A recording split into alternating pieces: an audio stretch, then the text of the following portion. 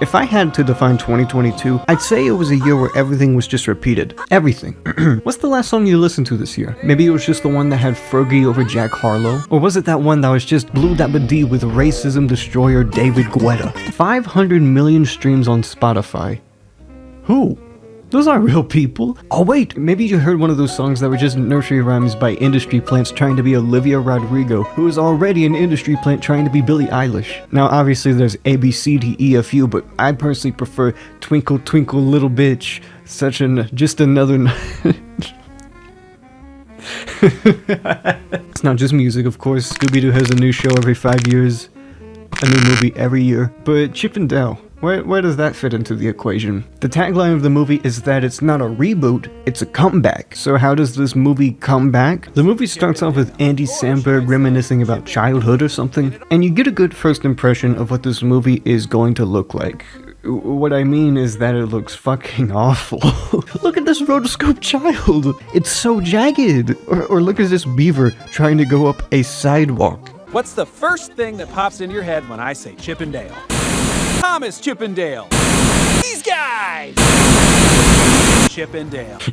Okay, we see Dale, and he's obviously 3D, and it's not the 3D model I have a problem with, because you can make cartoony looking 3D. He looks unfinished. He doesn't blend in with the environment. I don't get Disney's obsession with animating everything 3D either, because the cow teacher is animated in 2D. For some reason, she has this bell around her that's animated in 3D, and it just jitters around her. And by the next scene, it's just gone. Unfortunately, Dale made an idiot of himself, so now he's a loner at school. However, he meets another chipmunk named Chip. Chip the Chipmunk. Do you watch Crispy Cow? Hey, that's my milk!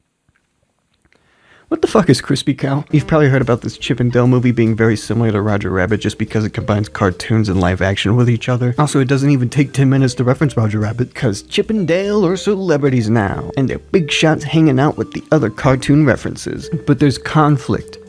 Dale gets a new show. Hold on, we gotta make time for a 90s reference, and Chip doesn't like that very much. Chip is actually very upset, to the point where he he uses manipulation tactics against Dale. Okay, so you're gonna risk all of Rescue Rangers because I'm a little more popular than you. You know how dumb that is? I think this is probably one of the worst ways you can make your character feel sympathetic. After everything I've done for you, do not pick up that phone. The good old victim card just warms me right up to you, Chip. Okay, they have beef, they split up. Fast forward, Dale's ugly now. Because the joke is that animated characters turn into 3D, and it was actually the most expensive joke in the movie. And it's funny because Disney did it with half the resources they normally do. Lumiere's not even lip-synced properly. But your followers, they believe the crowd is for you? Wait, guys, is that... Ugly Sonic? Ugly Sonic? Ugly Sonic? They didn't do, they got the rejected Sonic. In fact, whenever you hear someone talk about this movie, they usually talk about the references. What can I say? People like references to other things. Isn't that right, Skiffler? That's right, Crondle. Chip sells insurance now, and he lives a life with unrendered creatures. He also sees Alvin and the Chipmunks rapping. Of course they're rapping.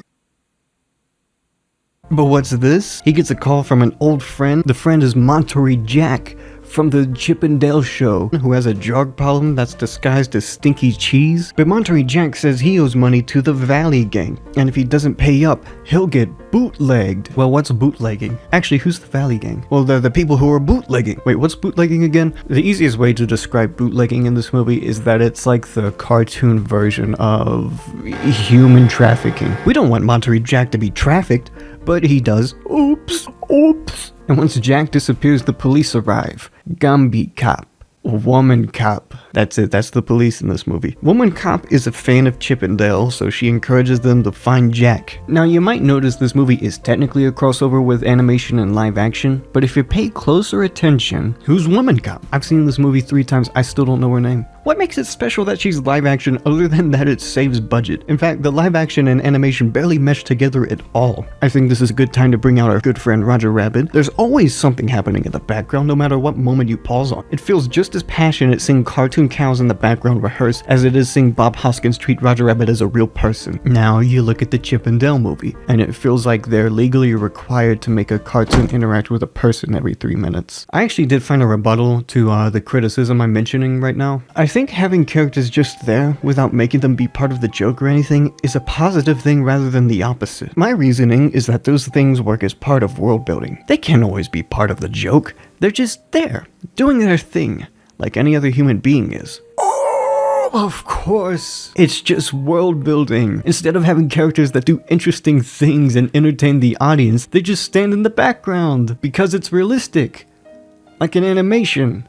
Isn't that right, Barstool? Absolutely. You know who would have been a great cartoon in this movie? And who would that be? Chadwick Boseman.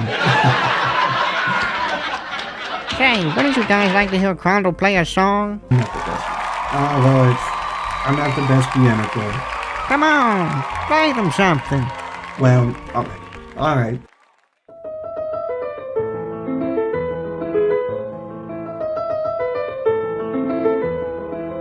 Wasn't that great, everybody?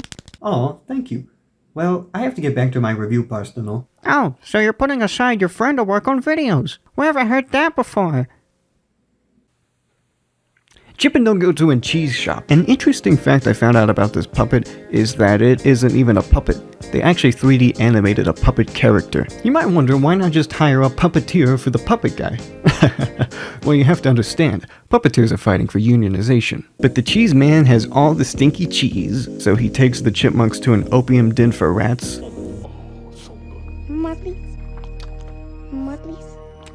The cheese man... Muddlies. The Cheese Man has connections to the Valley Gang. By the way, the antagonists are never referred to as the Valley Gang ever again in this movie. But who is the Valley Gang? Why, it's Seth Rogen, Coca-Cola Bear, and former child actor Bobby Driscoll. Just kidding, it's Peter Pan, the animated character, and not Bobby Driscoll, the child actor who played Peter Pan in the 1953 movie. And they absolutely did not do an eerily similar backstory to Bobby Driscoll, who was dumped by Disney after getting acne, like Peter Pan in the Chip and Dale movie. The main difference is that the Peter Pan in this movie makes bootlegs, and Bobby Driscoll died homeless at 31. It's two completely different things. So Peter Pan in this movie wants to create bootlegs as a way to get revenge on the movie industry for dumping him, but that would make Peter Pan reasonable in his motive. Heck, it might even make him an anti-hero towards fighting an industry who did him dirty. So we have to make him Tony Soprano just to let you know he is the bad guy, and that anybody who fights the movie industry is a corrupt bastard who commits human trafficking. Peter Pan tries to kidnap Chip and Dale, but they escape. Hello? Dale? They meet up with Woman Cop and they devise a plan for the chipmunks to go undercover as pesky plumbers. There's South Park, which is a reference to the show South Park. They try to steal a fitness tracker from Peter Pan and he looks like shit, which is a reference to the horrible rotoscoping in the rest of the movie. And then they rap, which is a reference to when they make fun of animated characters rapping. As it turns out, when you ironically rap bad, it still fucking sucks. But because they have the fitness tracker, they're able to identify Peter Pan's location. FBI invades Peter Pan's bootlegging facility, which he has the giant bootlegging machine that turns cartoons into monstrosities. What do you do when you have a giant bootlegging machine in your movie? Well, you press a button and accidentally jump into it. I mean, they had actual instruments they could have used for more intense action scenes, but lasers. Is that Jimmy Neutron's hair? I recognize that thing from another thing. Where's the monkeys from Space Chimps? Also, Peter Pan is obviously aware that his base got raided, but instead of retreating from the fucking FBI, he wants the chipmunks.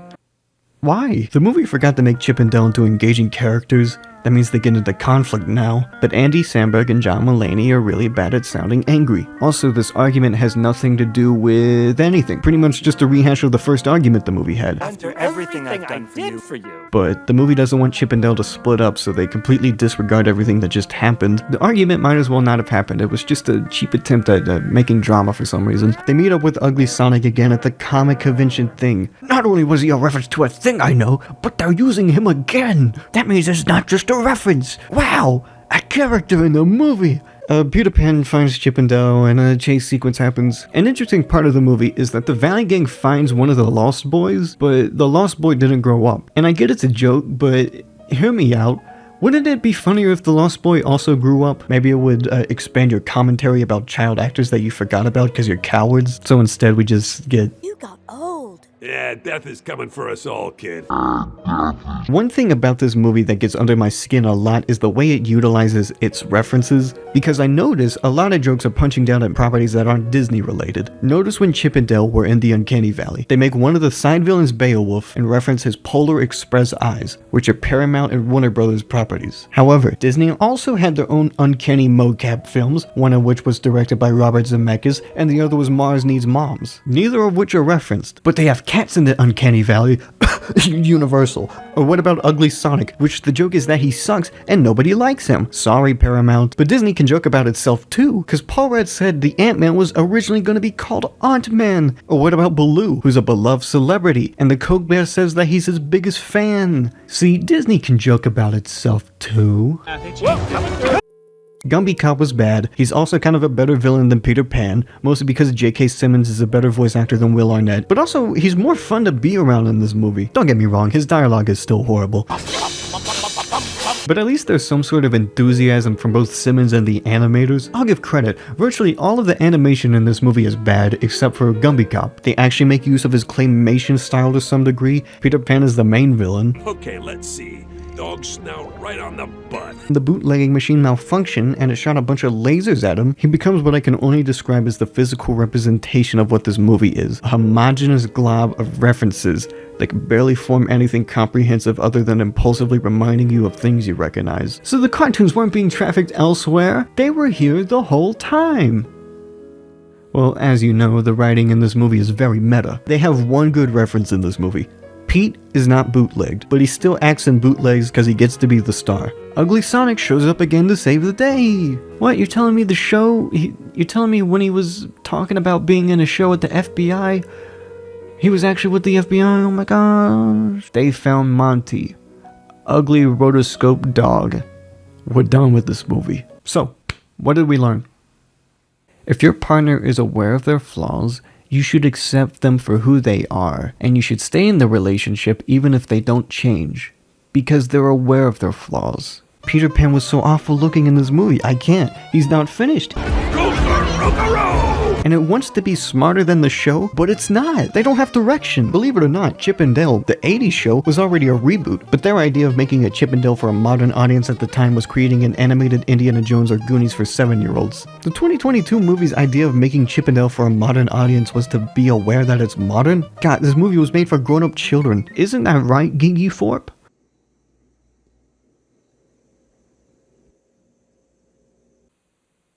If this movie wants to be a modern day Roger Rabbit, it's not going to be. Because one, both of your characters are animated regardless if one is supposed to look realistic. He still moves around like a toon. And second of all, he don't do anything. I'm just seeing siblings having trouble getting along. And the dependence on 3D, oh my gosh, it's not necessary. Get a puppet. Lip sync your shitty 6 frame a second characters layered on top of people. Look at the FBI agents. Those aren't FBI agents. They're just, that guy's not even a real person. Everyone is flat in this movie too. Andy Samberg is flat, and John Mulaney is monotone. No one is having fun. It's not even a mystery movie, because the mystery is solved halfway through, so it just becomes plotless.